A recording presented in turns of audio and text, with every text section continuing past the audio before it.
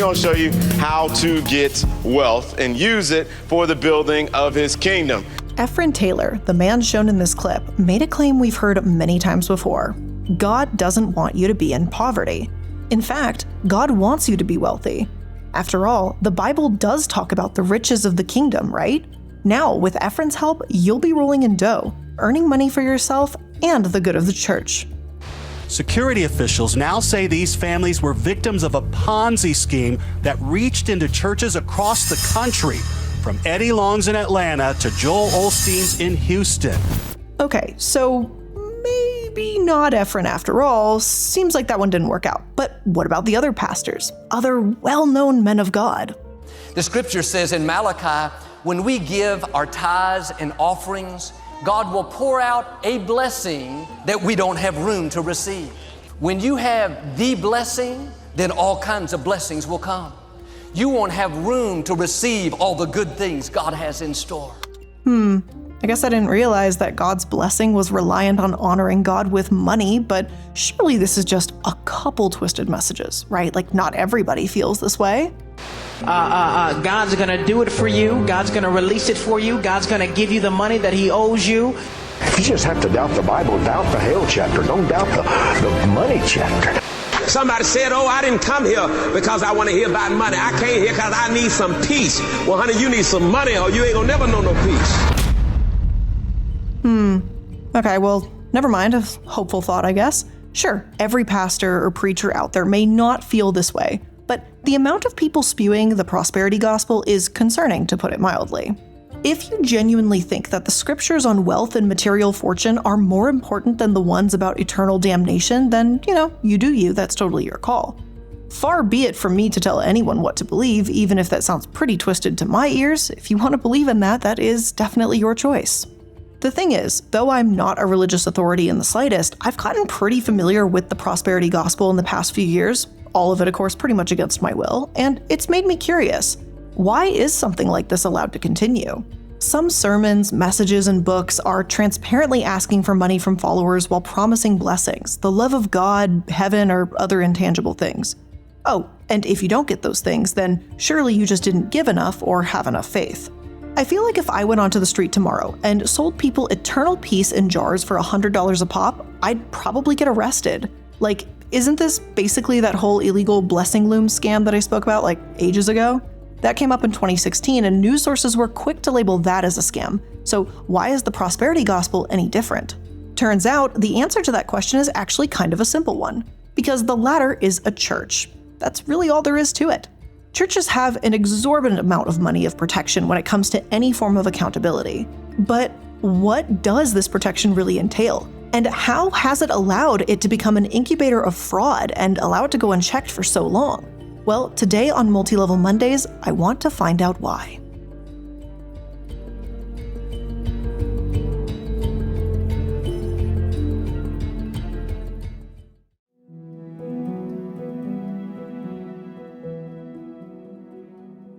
In 2013, the Washington Post said they found over 1,000 nonprofits with diversions or loss of assets that had not been reported, aka theft. If any of these nonprofits admitted that they were part of investment fraud or accidentally gave millions of dollars to fraudulent businesses, donors would justifiably lose faith in them. If you gave money to something called Youth Service America, then learned that $2 million was simply misappropriated and just vanished thanks to a former employee, you'd probably be upset and never donate again. This did happen, and it does still happen all the time. Fraud doesn't only take place in corporate offices and in shady back alley deals. Nonprofits have this problem too. However, if you were to look at these annual reports with a fine-toothed comb, you'd find something a little bit strange. Not a single church is on the list. Why? Well, that's because they don't have to be. Churches aren't actually required to do an annual report, so, many of them don't. And this, in my opinion at least, is one of the biggest factors that is contributing to why such an episode like today can even be made. Churches aren't just exempt from federal income tax, but they don't even have to tell anyone where the money goes. This tax status is hugely powerful, and in recent years, the IRS has threatened to remove it from churches and the pastors who make political comments. The whole separation of church and state thing, well, a lot of pastors simply forget that rule, it seems. But in terms of how the government sees it is, if you want to tell your congregation how to vote and, expound upon them your political beliefs, then you don't get to do it tax-free. But the church has a leg up on most nonprofits out there by not even needing to report their assets, which is just crazy, honestly. Pastors and other leaders could be embezzling from the collection plate, like literally just short of someone reporting it with substantial proof, and authorities would have no real way of knowing. And before anyone says, "Oh Blair, but these pastors and preachers, surely we should be able to trust them." Embezzlement is expected to cost churches $100 billion in just a few years, and about 95% of incidents actually go unreported. It could be about $110 million a day soon. And for comparison's sake, that's about how much Meta platform makes, or about 40% of Google. It's a lot, it's seriously a lot of money. And again, I really don't want to sit here and say that all or even most pastors think this way. But we can't dismiss this or pretend it isn't a massive problem either. One of the reasons it actually continues to be so problematic is because of that faith in the church. Todd Johnson, director of Center for the Study of Global Christianity, explained, quote, "Part of why people don't report is a reluctance to see the bad side of a nice pastor, a secretary, or a board member of the church." Johnson even cited one quote from a church member who knew of an embezzlement and said, "I know he stole my money, but I still think he's a wonderful person." And allow me to read the last line just for some, fun, spicy emphasis. "I know he stole my money, but I still think he's a wonderful person." Sure, thieves can change their ways and become better people, but I wouldn't call someone that uses faith in God to manipulate and steal a wonderful person. That sounds like a bad person to me. But that's pretty much how deep this goes. Even those within the church are sometimes so hooked on the prosperity gospel themselves, literally, getting high off their own supply, so to speak, that they can't resist or refuse to see their church as a fraud. In some cases, and I'm not really sure what came first here, is it the church or the fraud? They're just so intertwined. I'm almost like, was this a joint effort? Is church always been a fraud? What's the deal here? It's very interesting. So here's obviously the big question, right? Are these pastors and preachers good men that got tempted, or were they always liars that purposefully placed themselves in positions of power in front of many vulnerable people with easily openable wallets? Now, I'm obviously a bit jaded. I think you probably know which option I would choose. But for example's sake, let's go ahead and take a look at some of these schemes and why they went unchecked for so long.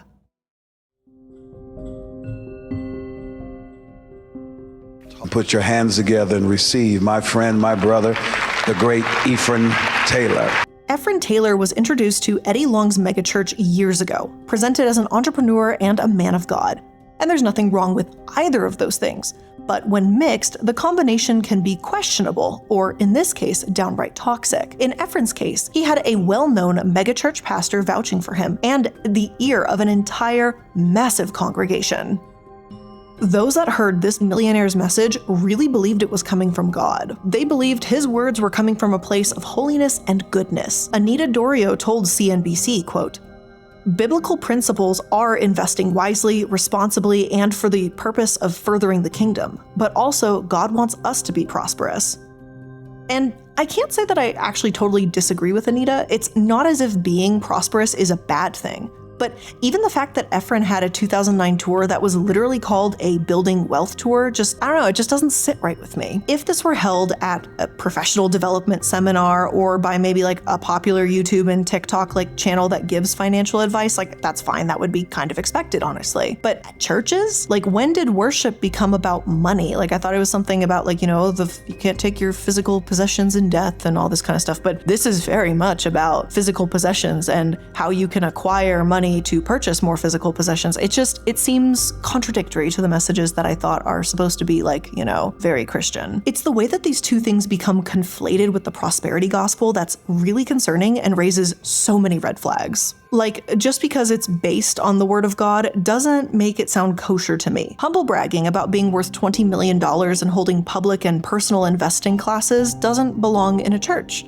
I'm not saying that financial advice can't support a community, and I'm not trying to impose what I think should or should not be preached. I mean, it literally doesn't belong in churches, literally. One of the whole reasons why churches are tax exempt and don't have to share annual reports in the first place is because of freedom of religion.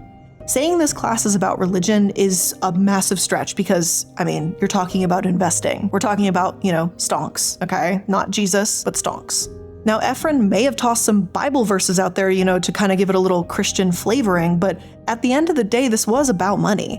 Therefore, I don't think it's unreasonable to say that this shouldn't be held in a church or have any sort of tax-free status whatsoever. But here we are anyway, and if your alarm bells were going absolutely wild at the words Building Wealth Tour, then you were also really right on the money to have that going off in your head. The Building Wealth Tour, as it turns out, was Efren's way of building his own bank account and disguising his Ponzi scheme as a seminar.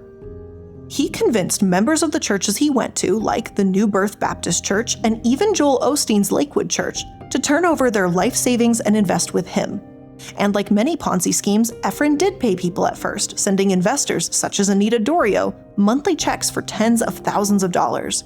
He even gave them pictures of the businesses, answered phone calls, and kept in communication with everyone. But bit by bit, as these schemes unravel, everything fell, and people learned that these businesses they dumped their money into had never even existed in the first place. What's grosser still is church leaders that introduced Efren were unsympathetic to their own members. Quote, Anita Dorrio said the response she received from the church was, "Oh, Anita, how could you? Like I should have known better." Another woman, Lillian Wells, said she turned over everything she had in a real estate venture with Taylor. She was promised a 20% return on her money, and when she went to recoup her money, Taylor disappeared.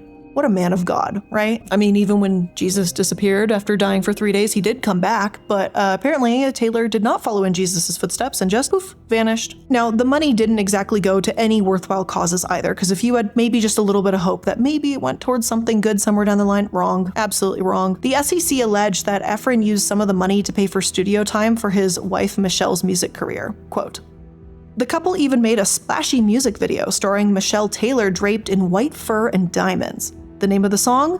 Billionaire.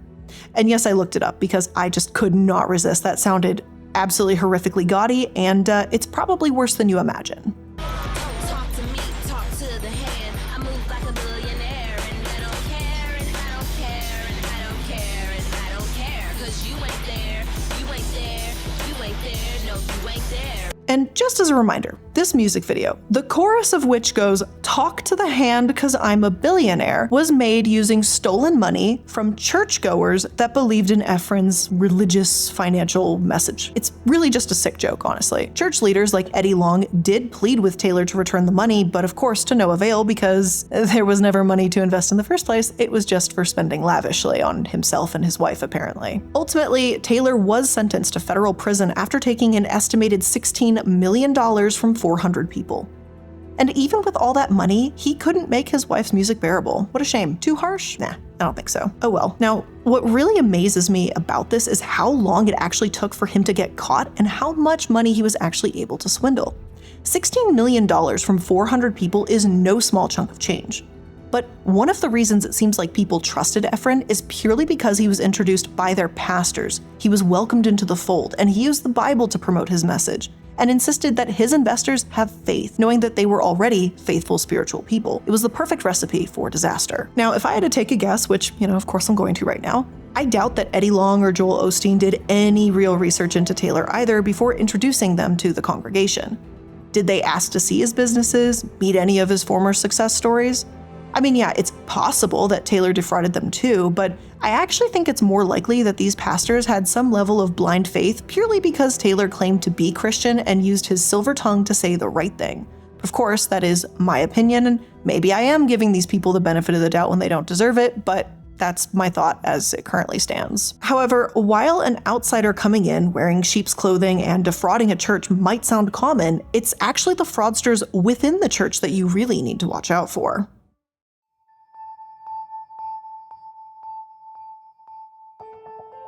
Let's get back to the question that I posed earlier. What comes first, the pastor or the fraud? Do church leaders build a church with the intention to steal or start stealing when they realize they have the perfect opportunity? In this 2007 case, it's hard not to argue the former. It all started when a church bookkeeper became a bit suspicious about Reverend Michael Jude Fay's spending, the Catholic priest of St. John's Church in Darien. He'd buy expensive baubles and waterfront real estate, which on a priest's salary likely would not be possible. The bookkeeper told the assistant pastor, who, drumroll please, did absolutely nothing. Instead, Faye pretty much had free reign. Investigator Colucci said nobody questioned him, and although the diocese itself requires yearly financial reports from their parishes, they didn't audit Faye's finances for years. It wasn't until the bookkeeper we mentioned actually hired investigator Colucci to take a closer look at the Bridgeport diocese that they realized, oh shit, we should probably start caring about this. Colucci and subsequently the FBI uncovered hundreds of thousands of dollars being placed from the collection plate directly into Faye's pockets. Ironically enough, Faye had actually been hired to the Sexual Misconduct Review Board of the Diocese of Bridgeport after the 2002 Catholic Church sex abuse scandals. He was supposed to be a good man that took crime seriously, and while he wasn't accused of abusing children, he still abused the faith of the church that he was supposed to protect. And once again, he and the other priests in the area convicted of financial crimes were given the benefit of the doubt because they were nice guys. I guess the church clearly hadn't learned from that mistake years before. Oh, and just as a little cherry on top, Faye had the nerve to tell the judge, quote, "Do not send me to prison, I am already in prison." Sure, it is possible that he felt guilty, and because of his prostate cancer too, he felt as if he was quite literally paying for his mistake. But I don't think his diagnosis nor any amount of prison time would really make amends for the broken trust of the congregation. And unfortunately, there are countless stories like this. Court documents state Southall admitted to illegally diverting more than $750,000 from his church, the school, and other individuals. The family put a down payment on this $3 million house in a gated community, blocks from Disney World. If it's accurate that you're going to be in church delivering a sermon on Sunday ahead of the holidays, what can you say to your parishioners who support you? The thing is, I don't want to presume that all these pastors go into preaching with the intent of stealing money. But when you make it this easy for them, not even requiring the slightest bit of financial accountability, it's all but guaranteed to happen. I've tried to understand why this takes place aside from, the obvious answer, which is greed, and one excuse I've read is that pastors are underpaid. And this might be true, and I'm sure many pastors and preachers aren't making millions from their collection plate. However, those that have embezzled aren't taking grocery money. They're not skimming off the top to provide for their family because of desperation. Instead, these pastors have funded drug habits, bought luxury clothing, mansions, and other luxuries, and it's pretty damn hard to be sympathetic to that. So if those little internet blogs out there could just stop saying, oh my god, these pastors have depression, they're tired, and they don't make a lot, that would be great. Get a therapist, join a support group, seek medical and professional help, but stealing from your own congregation is not the answer, and no one should have to explain that to a supposed man of God. Even so, this happens often, and way more often than it should, considering the number should really be zero. Some sources, such as Lifeway Research, conducted interviews and found that about 1 in 10 pastors they spoke with said that some form of embezzling happened at their church, whether before they were pastor or since they arrived. And, the 9 out of 10 claims no one's doing anything bad as far as they're aware, though I just highly doubt any pastor actually, would admit to fraud, and I just don't think they would out themselves in a research group either. Executive Director of Lifeway, Scott McConnell, stated, quote, "Churches run on trust, but they also know people are imperfect and can be tempted. That's why safeguarding a church's finances is an important part of ministry. But what happens when that trust is gone? What are we supposed to do? And how can congregations know where their money is actually going?" Well, that's what we're going to try and take a look at in this final section of today's episode, right after today's sponsor. Oh, and if you don't like the sponsored segments, which is totally cool, make sure to check out the Patreon, patreon.com/iilluminaughtii. We've got ad-free episodes, bonus episodes, a wonderfully amazing community, and a whole host of other fantastic perks. So make sure to check that out, patreon.com/iilluminaughtii. From the gas pump to the grocery store, your utility bills, and your favorite streaming services, inflation is everywhere. Seriously. But thankfully, there is one company out there that's giving you a much-needed break, and that is Mint Mobile. As the first company to sell premium wireless service online only, Mint Mobile lets you order from home and save a ton, with phone plans starting at just $15 a month. And there are multiple plans you can choose from. I actually pay for the most expensive plan, which is $30 a month, so I know, very crazy. And that's unlimited everything. I absolutely love it. I've been using Mint Mobile for almost 3 years at this point, and I have just absolutely loved it. They've been totally fantastic, from the service they provide to the customer support when I need it. They're absolutely just one in a million. And for people looking for extra savings this year, Mint Mobile offers premium wireless, again, starting at just $15 a month. By going online only and eliminating the traditional costs of retail, Mint Mobile gets to pass on significant savings to you. And all plans are going to come with unlimited talk and text, plus high-speed data delivered on the nation's largest 5G network. And you can use your own phone with any Mint Mobile plan and keep your same number with all your existing contacts, or you can do what I did and change all of it. So to get your new wireless plan for just $15 a month and get the plan shipped to your door for free, make sure you go to mintmobile.com/MLM. That's mintmobile.com/MLM. Cut your wireless bill to $15 a month at mintmobile.com/MLM.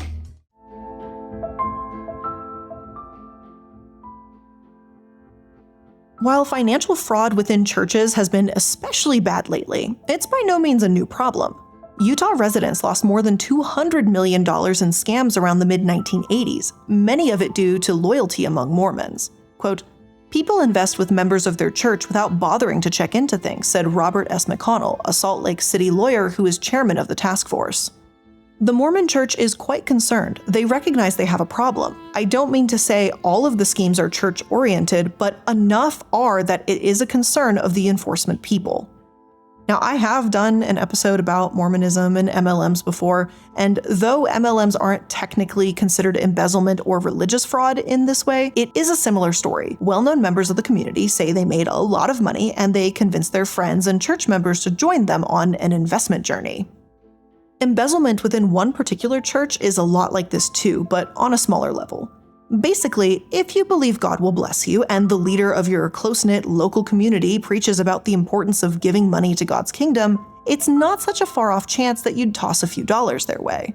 Protestants, Catholics, Mormons, Jews, a whole host of religions have been affected by these bad faith actors. Plus, when these churches are stolen from, it's not only the congregations that lose trust. In some cases, like when 2 nuns took $500,000 from Catholic school tuition just to go party in Vegas apparently, it's the students that are harmed as well. Emergency PPP money was also taken, which could have gone to small businesses that actually needed them instead of pastors who bought luxury vehicles. Due to all this fraud and the additional fraud of televangelists, there have been attempts to legislate accountability, but of course to no avail. According to New Republic, this is because elected representatives don't want to take the political risk of supporting anything that could be perceived as anti-religion.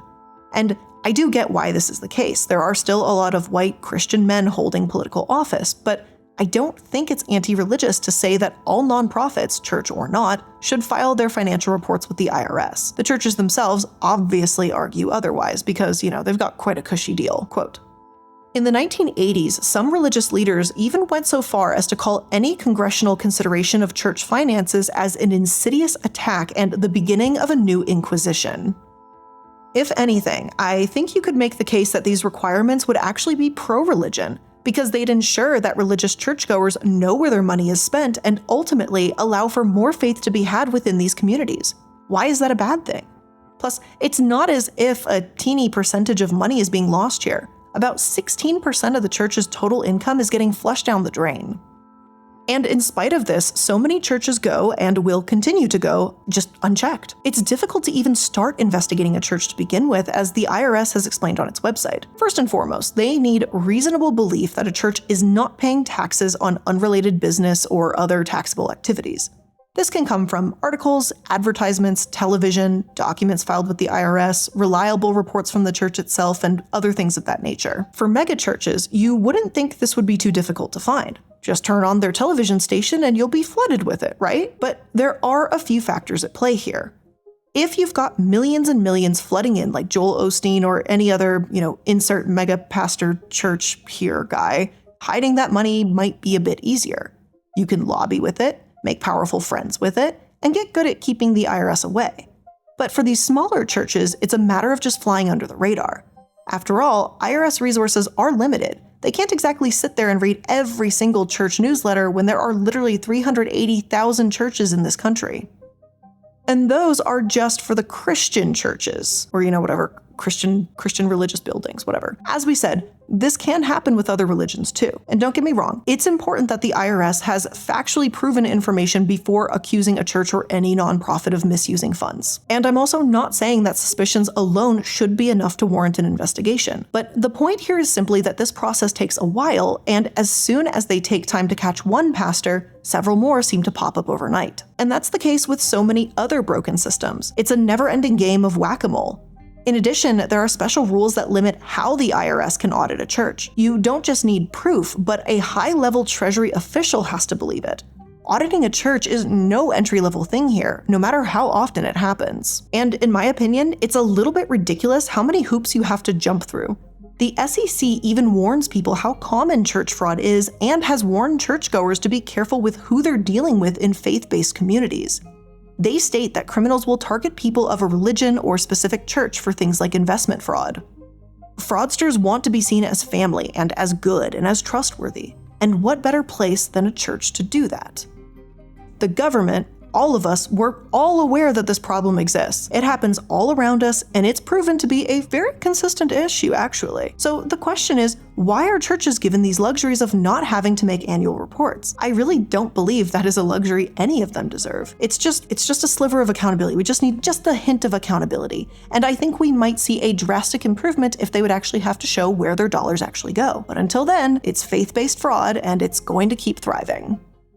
But with all of that being said, that's where we're going to end today's episode of Multi-Level Mondays. I hope you learned something new today, and if you did, make sure that you're liking, following, and subscribing to stay up to date with all the latest episodes.